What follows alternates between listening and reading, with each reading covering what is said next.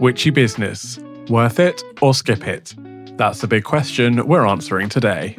After spending hours running my own magical little shop, brewing potions, decorating shelves, and yes, even hexing the occasional thief, I've got a clear verdict for you.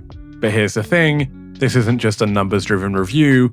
We're going to look at whether Witchy Business delivers that cozy, stress-free gameplay loop we all crave, or whether it stumbles under its own magical ambitions. So if you're wondering, is it worth my money, worth my time, and worth a spot in my cozy gaming library, stick around, because by the end of this video, you'll know exactly where Witchy Business stands, and whether you should buy it now, wishlist it for later, or skip it altogether. Let's set the scene. Witchy Business is a brand new cozy shop simulator from Rogue Duck Interactive, available on PC via Steam at launch for £7.67 or £12.79 after the offer period. At its heart, the game blends potion brewing with shop management and light roleplay. You gather ingredients, mix them into potions, sell them to customers, decorate your shop, and slowly expand your magical empire. If you've played games like Potionomics, you'll recognize some of the DNA here. But Witchy Business has its own charming flavor. What drew me in initially was the art direction. Warm, hand-painted sprites that look like they've been lifted straight out of a magical storybook. The soundtrack leans into cozy, whimsical tones, the kind of music you can leave running in the background for hours without getting tired of it. Price-wise, it sits in that indie sweet spot, not a budget throwaway, but not a full AAA tag either. The question is whether the content justifies the price, and we'll get into that later when we talk value. And just when I thought I knew what to expect, the game surprised me. My first perfect brew that delighted a customer and gave me a taste of what success feels like in this little world. That first aha moment set the tone for what was to come. The first impression Witchy Business gives is, well, mixed, but in a good way. The onboarding is clear, but a little slow. The tutorial walks you through each step of potion brewing, ingredient mixing, and handling customers. It's very beginner-friendly, which is great if you're new to shop sims, but if you've played others in the genre, you might feel a touch impatient. Like, okay, I get it, let me actually run my shop now. That said, once you're through the first 20 minutes, the game opens up, and that's where it starts to shine. The shop itself feels alive. Customers wander in with different needs, sometimes reasonable, sometimes quirky.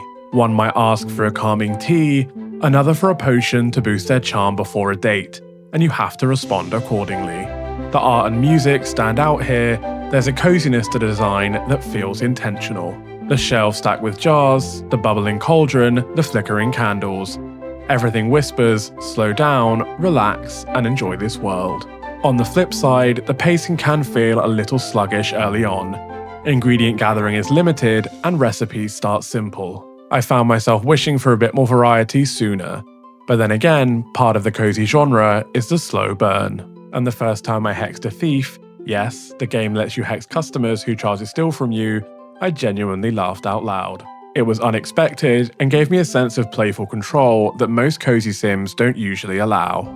So first impressions, charming visuals, relaxing audio, a clear tutorial, but pacing that might divide players depending on how patient you are with a game easing you into its loop. Now let's dive deeper into the three pillars of Witchy Business: brewing, shop management, and progression. Brewing is the heart of the game, and it's done well. Each recipe feels tactile. You're not just clicking a button, you're combining herbs, heating mixtures, and watching the cauldron react. The discovery element is satisfying. Experimenting with ingredients leads to new recipes, and while it's not as complex as something like Potionomics, it hits a sweet spot between accessibility and depth. That said, the margin for error is narrow. Early on, it's forgiving, but later recipes require precision. If you're after pure relaxation, this may add a layer of stress. Personally, I like the balance. It kept me engaged without overwhelming me. Running the shop is the second pillar. Customers file in with requests, and you choose how to respond. The flow is intuitive: greet, serve, and profit. Where it gets interesting is customer variety. Some are loyal regulars, others are quirky one-offs, and yes, some try to steal.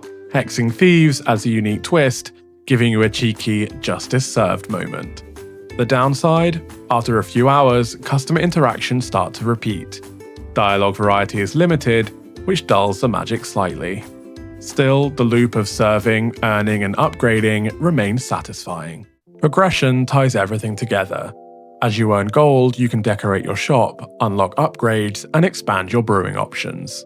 Decoration is light but meaningful, placing shelves, adding cozy touches, and making the space feel like your own. It doesn't have the depth of, say, Stardew Valley farming, but it scratches that personalization itch. Where progression shines is a sense of routine. Each day feels like a chance to tweak, improve, and experiment. It's cozy in the best way, not overwhelming, but always nudging you forward. If I had to compare, Witchy Business sits somewhere between the narrative-driven complexity of Potionomics and the straightforward charm of Recettear. It doesn't lean too hard into economics, nor is it purely story-based. Instead, it finds a middle lane, approachable, cozy, but with enough depth to keep you invested. But here's the question, is this loop actually fun long-term? After a few hours, I found the content slightly repetitive. It's fun, it's cozy, but the lack of evolving systems may limit replayability. And that's something to keep in mind if you're deciding between buying now or waiting for updates.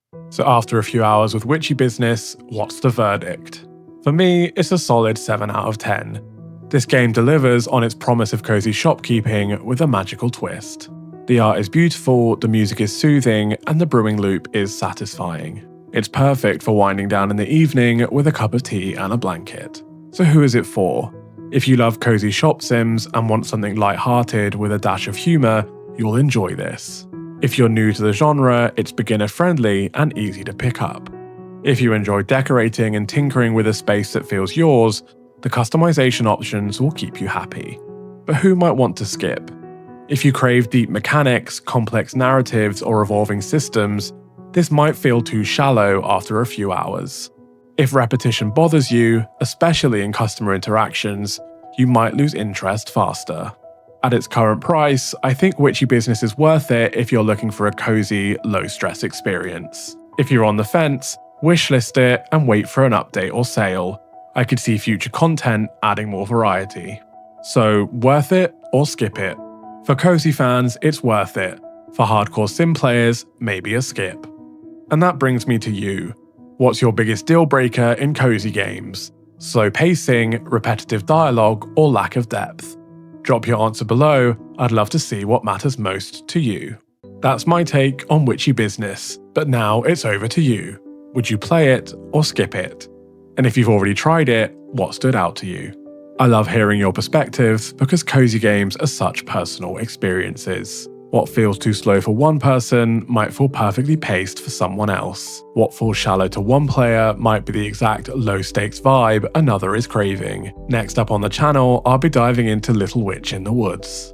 If that sounds like your cup of tea, make sure you stick around. And if you enjoyed this review, subscribing really helps me covering these indie gems. I cover cozy games 4 times a week, so there's always something new to discover together. You can also join our cozy Discord. It's a little corner where we share recommendations, chat about what we're playing, and keep each other updated on new releases. Links in the description if you'd like to join. Thank you for spending some time with me today, and until next time, keep your potions bubbling, your shop shelves full, and your games cozy. On screen now, you'll see 2 videos. On the top, my latest cozy review, perfect if you're deciding what to play next. And on the bottom, my full playlist of cozy game reviews, where you can discover even more hidden gems. Pick whichever fits your mood, and I'll see you there.